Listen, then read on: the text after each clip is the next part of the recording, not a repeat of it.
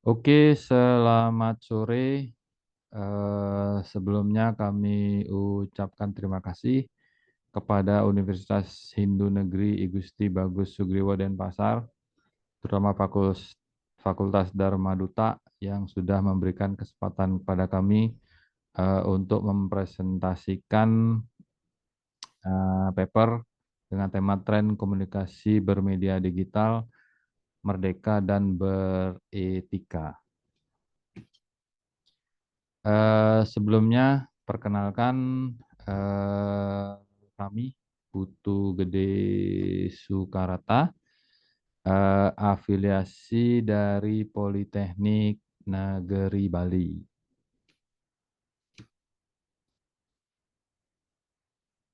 Judul paper yang kami sampaikan di sini berjudul Penggunaan Teknologi Secara Bijak untuk Media Komunikasi Digital yang mendukung penguatan literasi digital. Saya sendiri Putu Gede Sukarata dengan rekan kami Imade Sukma Manggala. Yang melatar belakangi eh, penelitian ini yaitu kemajuan teknologi ya, di bidang informasi dan komunikasi, kemudian pandemi COVID-19 yang sudah kita alami beberapa tahun lalu gitu ya. Nah, kemudian saat itu di dunia pendidikan bingung mencari luang belajar atau media belajar, kemudian pendekatan spiritual, kemudian penelitian berbasis media elektronik dan literasi digital yang baru-baru ini didengungkan kalau tidak salah Januari 2023 ya. Nah, permasalahannya itu media elektronik apa yang bisa digunakan gitu ya. Dalam hal ini kami menggunakan WhatsApp Group sebagai media pembelajaran online-nya ya. Kemudian euforia terhadap kemajuan teknologi yang berlebihan saat itu gitu ya. Kita tahu saat itu memang video conference Zoom gitu ya. Memang booming.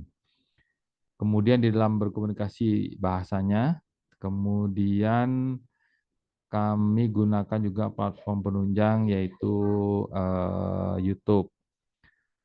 Kemudian tujuan dan manfaat penelitian ini adalah mensosialisasikan eh, literasi digital kepada masyarakat, ya di mana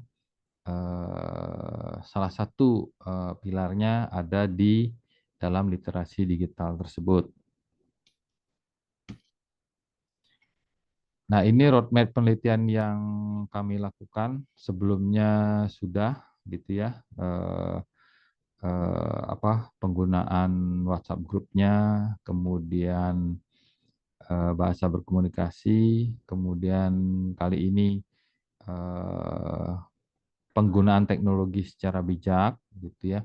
Kemudian untuk mendukung penguatan literasi digital yang saat ini memang sering disosialisasikan.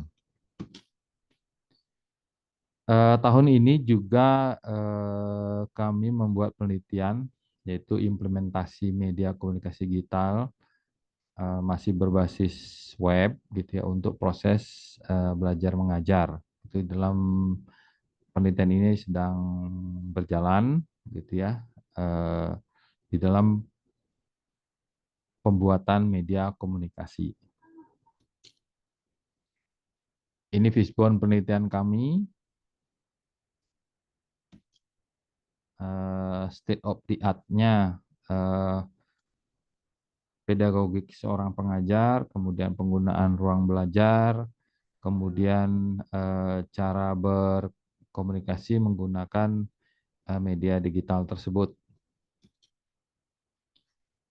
Ini penelitian sebelumnya, yaitu Weiner Graphic Design dengan pendekatan berbasis komunikasi digital untuk meningkatkan psikomotor keterampilan mahasiswa. Itu sudah dipublikasi tahun 2022. Kemudian didukung juga dengan pedoman rubrik BKD 2021 di indikator kinerja utama nomor 7, yaitu menggunakan metodologi pembelajaran daring.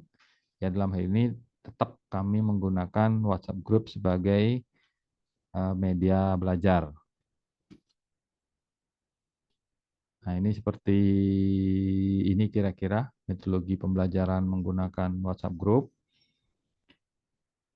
Tutorialnya disajikan dengan teks, kemudian dengan gambar, kemudian dengan video singkat. Sebelumnya eksperimen yang sudah kami lakukan, yaitu mengenalkan lewat media sosial, menawarkan belajar desain grafis. Ini prosedur penelitiannya.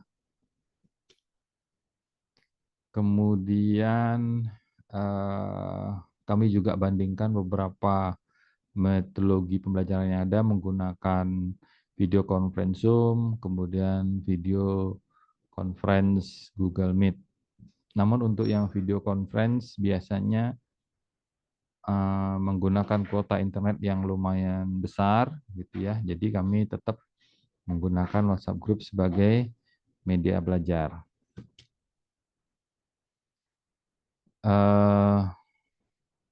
Ini contohnya pelatihan grafis dengan peserta dari luar. Terus ini testimoninya. Jadi sempat saya ambil teman dari Tunisia, ada dari Zimbabwe, kemudian ada dari Nigeria juga.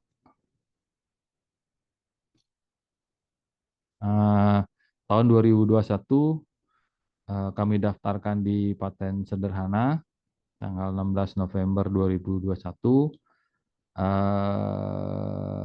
Tinggal menunggu terbit sertifikatnya dari DJKI. Kesimpulannya, bagaimana kita menggunakan alat komunikasi secara bijak, yang tadinya mungkin berkomunikasi secara verbal, kemudian bertatap muka langsung, ya bagaimana kita membawanya ke dunia digital. Nah, itu juga etika saat berkomunikasi juga harus tetap dijaga ketika menggunakan platform-platform media digital.